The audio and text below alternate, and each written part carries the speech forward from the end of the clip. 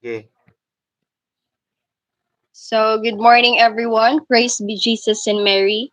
So, the story we're going to be talking about today is the story of Homer's Odyssey. Now, we are going to be talking about the characters, the summary, and the similar biblical passage that can be intertwined with the story Odyssey. So, Miss Krisha Kate Palapar will introduce the characters to you. Good morning once again, everyone. Praise be Jesus and Mary. To start with the characters, we have first, of course, Odysseus. And Odysseus, a Latin Ulysses, hero of Homer's epic poem, The Odyssey, and one of the most frequently portrayed figures in Western literature. According to Homer, Odysseus was king of Ithaca, son of Laertes and Antisthea, the daughter of Autolycus of Parnassus, and father by his wife Penelope of Telemachus. Second, we have Circe. So Circe in Greek legend, a source, a, sor, a sorceress, the daughter of Helios, the son of God and the ocean named Perse. She was able by means of drugs and incantations to change humans into wolves, lions, and swine. The Greek hero Odysseus visited her island with his companions, whom she changed into swine. The third one, we have Telemachus. Telemachus in Greek mythology is the son of Odysseus and Penelope, who is a central character in Homer's Odyssey. When Telemachus reached manhood, he visited Pylos and Sparta in search of his wandering father. On his return to Ithaca, he found that Odysseus had reached home before him. Fourth one, we have Penelope. So Penelope is a character in Homer's Odyssey. She was the queen of Ithaca and was the daughter of Spartan king Icarius and Naid Perobia. Penelope is known for her fidelity to her husband Odysseus, despite the attention of more than 100 suitors during his absence. Fifth one, we have Scylla.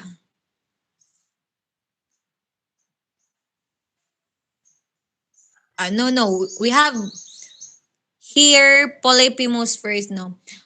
So for Polyphemus, he is the one-eyed giant son of Poseidon and Thosa in Greek mythology, one of the Cyclops described in Homer's Odyssey. His name means abounding in songs and legends, many voiced or very famous. Polyphemus first appeared as a savage man-eating giant in the ninth book of Odyssey. Then we have Scylla. So in Greek mythology, Scylla is a legendary monster who lives in one side of a narrow channel of water. Opposite her counterpart, Charybdis, the two sides of the strait are within an arrow's range of each other, so close that sailors attempting to avoid Charybdis would pass dangerously close to Scylla and vice versa. Then next will be Nausicaa. I know we have first Charybdis. So for Charybdis, it is a sea monster in Greek mythology.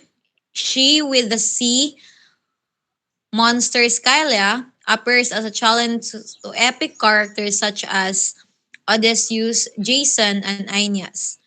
Scholarship locates her in the Strait of Messina.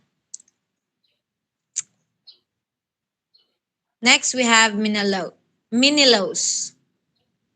So Menelaus in Greek mythology, the king of Sparta and the younger son of Atreus, king of Messenia. The abduction of his wife, Helen, led to the Trojan War. During the war, Menelaus served under his elder brother Agamemnon, the commander in chief of the Greek forces. Next, we have Laertes. So for Laertes in Greek mythology, Laertes was the king of the Cephallenians, an ethnic group who live both on the Lonians Island and on the mainland, which he presumably inherited from his father Arcesius and grandfather Cephalus. Next, we have Nestor. So Nestor in Greek mythology of Nestor of Gerenia was a legendary king of Pylos. He is a prominent secondary character in Homer's Iliad and Odyssey, where he appears as an elderly warrior who frequently offers long-winded advice to the other characters. Next, we have Tiresias.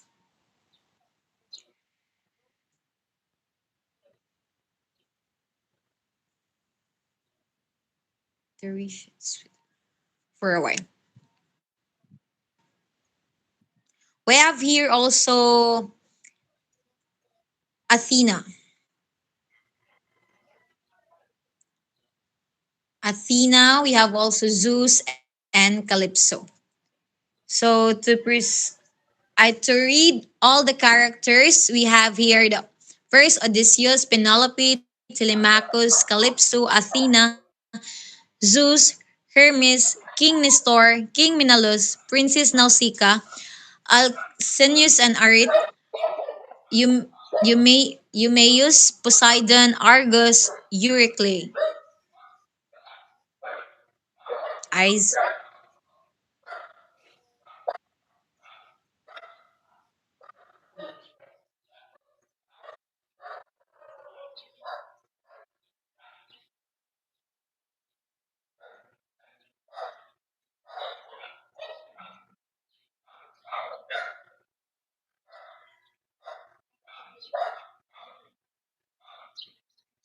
So for introduction, the story begins 20 years after Odysseus left to fight in the Trojan War, and 10 years after he began his journey home to Ithaca.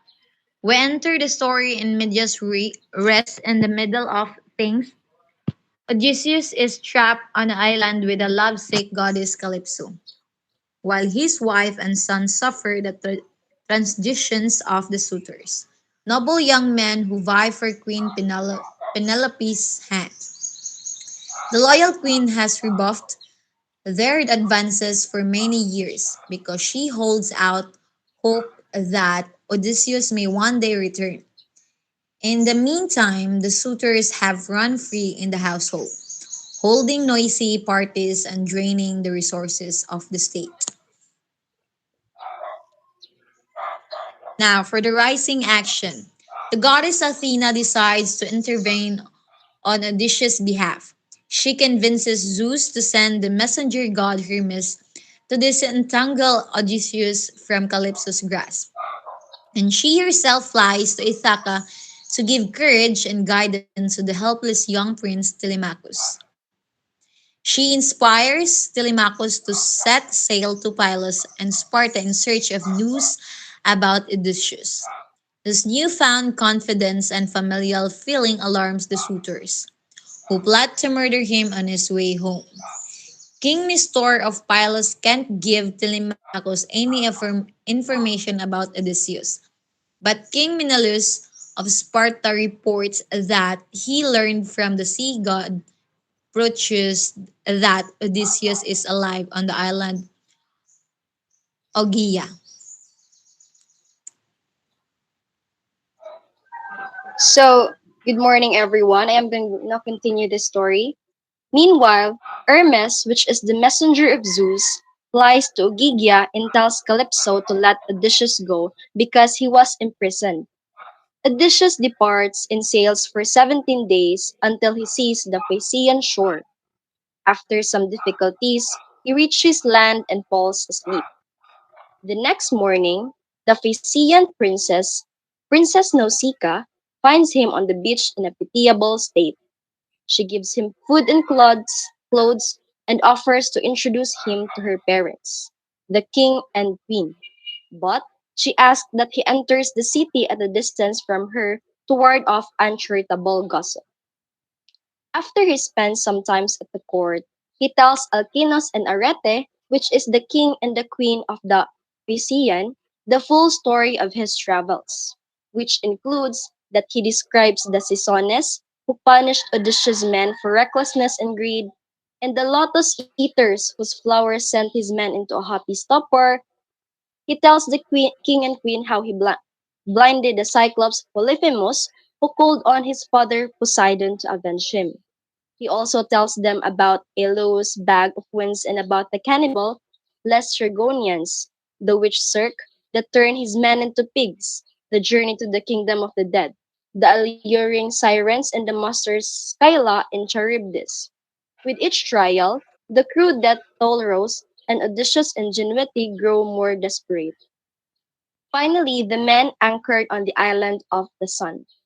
And then, here Odysseus finishes his story. The next day, Alcinous, which is the king of the Phaeacian, sends him home in a Phaeacian ship loaded with treasure. Athena apprises him of the dire situation in his household. So Athena informed Odysseus what the situation of Penelope and their home was. She sends him to the far of the loyal swineherd Eumaeus, and she also advises Telemachus to hurry home from Sparta because Telemachus was sent to find his father. So, and then father and son reunite and plot the revenge against the suitors because the suitors were really eager to get the hand of the queen Penelope. The following action. The next day, Eumaeus and Odysseus come to court. The king old's dog Argus recognizes him despite his changed appearance, because as he went to their home, or as Odysseus went to his home, he was disguised as a beggar. And the nurse Euryclea recognizes him by the familiar hunting scar on his knee. Penelope is friendly to him but does not yet guess his real identity. Some of the suitors mock and abuse Odysseus in his disguise as a beggar. But the king exercises great self restraint and does not respond in kind. So finally, the despairing queen announces that she will hold an archery contest. She will marry the man that can use Odysseus' bow to shoot an arrow through a row of axes.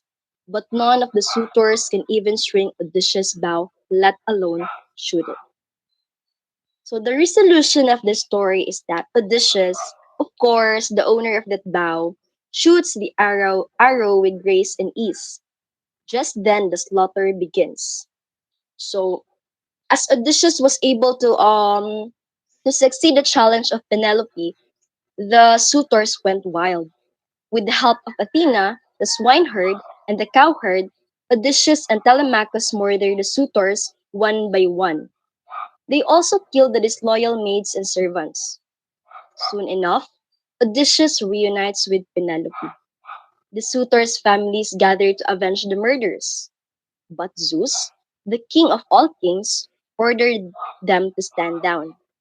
Odysseus must leave for a brief journey to appease Poseidon, who still holds a grudge, because Odysseus killed his son. Nevertheless, Ithaca is once again at peace. So this story, the Homer's Odyssey, is all about the journey of Odysseus towards his home in Ithaca, towards his home with um his family, Queen Penelope, and his son Telemachus. Now, at this juncture, I am going to be telling you about the biblical passage that is quite similar to the story of Homer's Odyssey.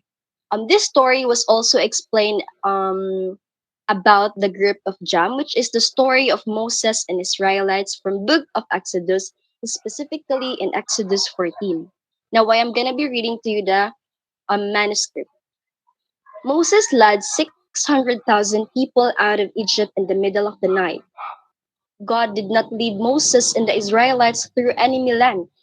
Rather, he led them through the desert toward the Red Sea as they journeyed to the promised land. God led his people with a pillar of clouds during the day and a pillar of fire at night. Following these incredible sights would remind them that God was always with them, guiding them each step of the way on their journey to the promised land. So, there are many striking similarities between Homer's The Odyssey and the well known story of Moses and Israelites, which can be found in the book of Exodus in the Bible. Now, Odysseus can be likened to the Israelites since both of them are far from their homeland. So, most of us know that the Israelites um, made their way from their original home to Egypt in search of something. That something being food during the times of famine or hunger.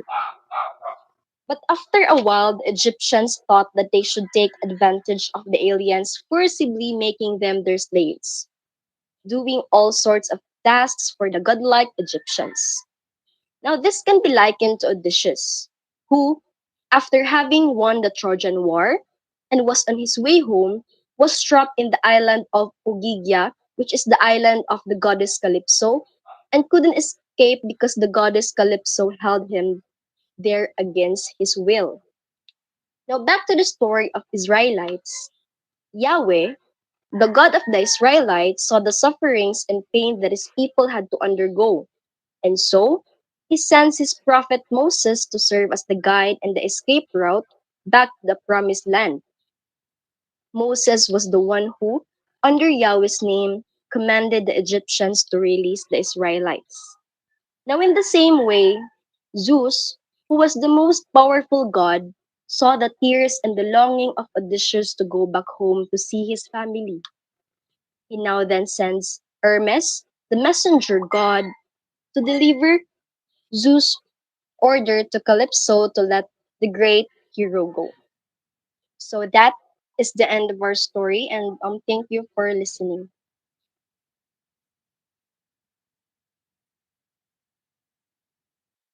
So if you have any questions, you may raise your raise hand button.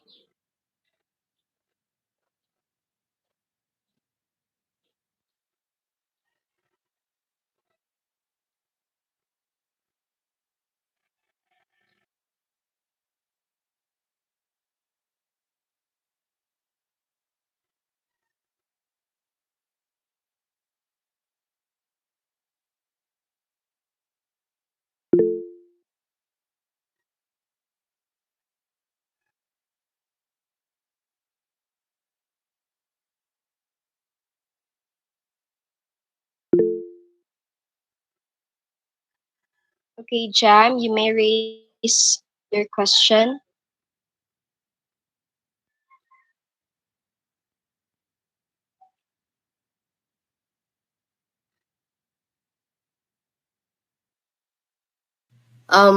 Based on the story, I'd like to ask if in what ways do the journeys of Odysseus and Moises serves as allegories or metaphors for the human experience of struggle and perseverance in personal transformation?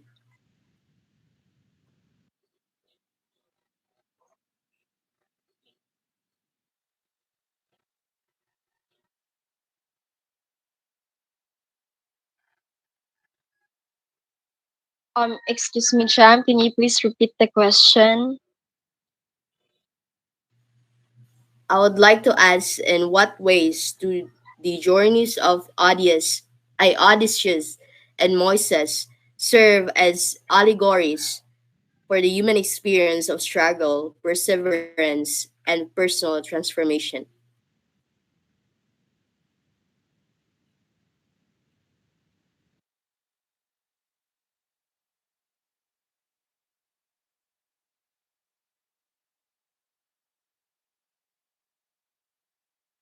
So I don't know if I am answering your question right, but on my own perception, the story of Odysseus and the Israelites serves as an allegory to the sabi ito, sa mga tao, to the human being in the way that um it shows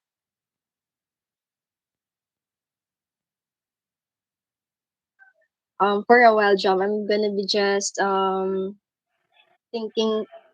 for the I answer. I'll I'll simplify the question na lang, I see. My question is, what lessons can we learn from Odysseus and Moses' journeys about the human capacity for struggles and tenacity and self-transformation? Okay, okay, better. What So the lesson can lesson we learn? the lesson of this story and the story of Odysseus and the Israelites is that in our life, we tend to have this long journey and we tend to give up easily. But we must not be swayed by those challenges, and we must follow Odysseus or the Israelites, and even with their long journey, um they still went home even though they struggled. I think that's my answer, Jam, and I think or so that's it. Yes, thank you, I see.